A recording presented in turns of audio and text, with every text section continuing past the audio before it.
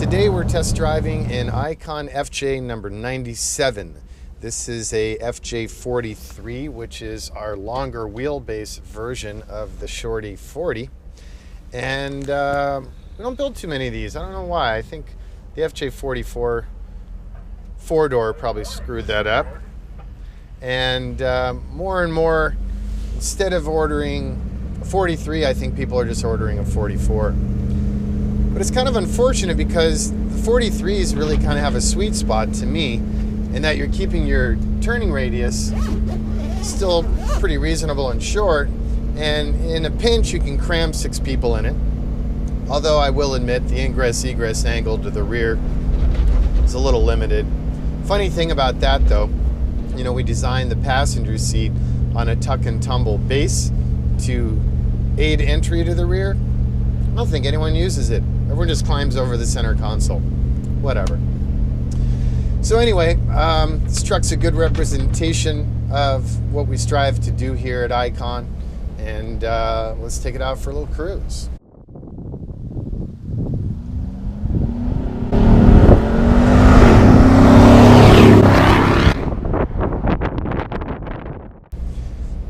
We're running the Hypo 5.7, that's our higher output, same displacement, aluminum block, LS generation motor.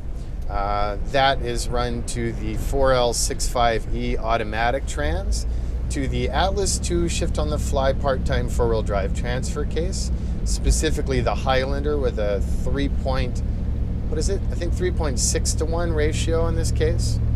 There's all sorts of ratios available with that, but that is definitely the most popular of them. As with all of the FJs, we're running the Dynatrac Dana-based axles, so that's a Dana 40 Pro Rock high pinion front axle with superior axles inside. And in the rear, we're running the Dana 60 Pro Rock high pinion Dynatrac. We're running the Stop Tech Sport Brakes option on this truck.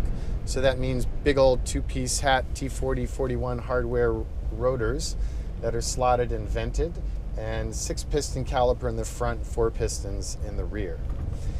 With this higher output 5.7, we've noticed that the crank design makes it such that we have, or actually the cam design, makes it so that there's less significant vacuum created by the engine at idle, which has a negative impact on the vacuum power assist system. So we've been using Hydro Boost brake systems with great success, mostly in our derelict and reformer projects, and we've applied that to this truck. I think I'm going to start running Hydro Boost on everything. I just love the pedal feel, really strong. Basically what that does is it no longer relies on vacuum for the pedal assist, but it now ties into the power steering pump, so it's hydraulic pressure that is creating that aid in braking power.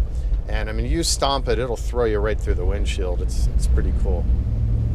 For suspension, we're running the Eibach coils with the Fox Racing shocks.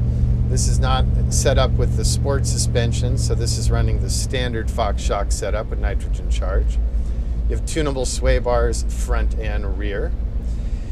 And let's see, ARB locking diffs, and that's pretty much it for mechanical options.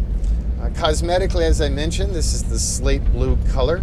We're running the fully insulated Mercedes Hartz Canvas soft top and Chilowich textiles on the seating. We're running seat heaters in the front, and the seating in the rear is configured so that you have the forward-facing tuck and tumble 2-passenger bench, and then that is complemented by the side-facing foldable jump seats.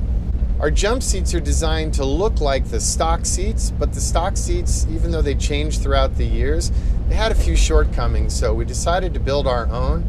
We introduced a little bit more rake in the seat back for comfort, and we built the hinge bodies out of a higher grade steel. Chilowich continues on to the removable insulated floor mats.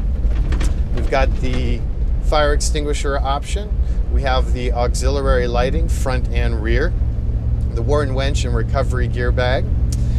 And oh yeah, for audio, kind of unique. This one's running that Pioneer double din with navigation and CarPlay and all that good stuff. And that's run into a modified Tuffy center console. So sometimes I think I take for granted a lot of the details in the trucks, and in these videos I've been slacking on communicating some of the things that I just assume everyone knows. But as I can tell, we have a lot of new viewers on the channel recently, so if you already know it, you can turn me off. If you don't, here's some details. Steering wheel.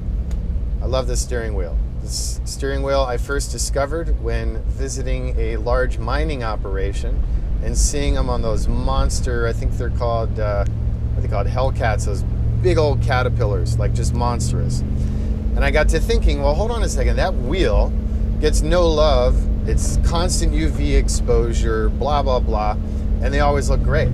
So they're US made, we tracked down the supplier and worked with them to make it work with my column. My column is based on a traditional General Motors tilt setup, and it has a breakaway Borgeson joint for safety in the engine bay, and we have that built by our friends at I Did It to our spec, and then it's finished in a black wrinkled powder coat. In the center of the steering wheel on the horn button, we've added a spun pewter ICON Lizard. It's all about the details. Windshield frame latches are stainless steel. They're made by a company that's been making said latch for almost 100 years, originally for like meat lockers and stuff like that. And it works really well for us. We recently evolved it to the 2-position latch version. And what's nice about it is it controls the motion of the windshield up and down, and it retains that original functionality wherein you can fold the windshield flat on the hood.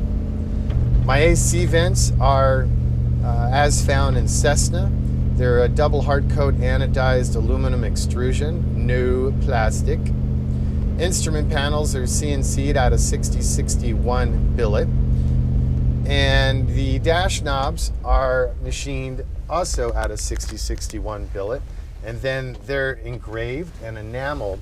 I didn't want to use those, modern car kind of generic graphics for the functionality. I'm kind of a font geek, so I just picked one of my favorite old fonts. In fact, this I think is copper plate, if I recall correctly. So you've got lights, wipers, fan, hot, vent, and cold. Dead center in the dash, you have a light emitting diode in a CNC'd stainless housing. Glove box is CNC'd in billet to match the aesthetic I defined with my instrument cluster.